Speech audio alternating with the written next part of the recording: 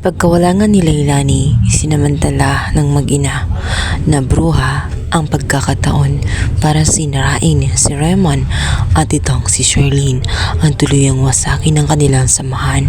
Dito ay ginagawa nila to ng kwento.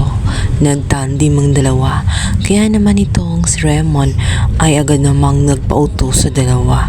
Hindi niya alam na pinaglalaroan lamang siya nito dahil may iba itong pakay sa kanya. Ginawa nila ng kwento si Charlene pagdating nga dito kay Adrian, ang bagong abogado na dating kilala nga nitong si Charlene.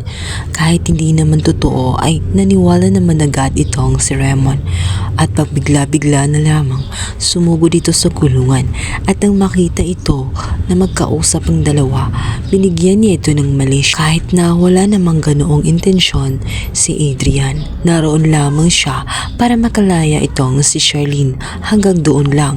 Ngunit dahil sa sinira na nga ang isipan at nilason na ng kanyang anak at ni Divina ang kanyang utak, kaya naman nagkaroon ng gulo sa loob ng kulungan.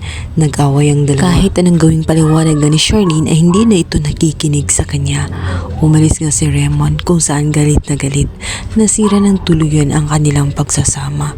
Kaya naman lubha siyang na-depress sa nangyari. Buhat nang makulong siya, unti-unti na ngang nawasag ang kanyang pamilya.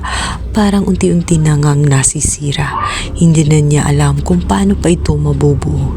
Sa kabilang banda, palihim naman na inaahas na nga ni Divina at sinasamantala ang pagkakataon kayong nasaktan ng gusto itong si Raymond. Ngunit sadyang mamalas-malasin na naman itong si Divina sapagkat ang lahat ay makikita nga ng isang katulong Charlene ang pangyayari, kung kaya't malalantad ang katotohanan na hindi naman talaga si Charlene ang nagluluko kundi ang kanyang asawa.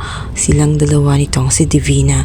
Kaya naman mabibigyan ng linaw ang lahat dahil na rin sa isang napakalaking balita at magandang balita na makakalaya na nga ito si Charlene at dito na malalantad at masasabi. Magugulat nga si Charlene sa ikakwenta ng kanyang loyal na katulong. Ang lahat pala ay pakana ni Divina. Si Divina ang gumagawa ng lahat para masira ang kanyang pamilya dahil gusto niyang agawin sa kanya itong si Raymond. Noon pa man nararamdaman na ni Charlene ang kakaibang kinikilos nga nitong si Divina at ngayon ay sinasamantala niya habang nasa sa loob siya ng kulungan.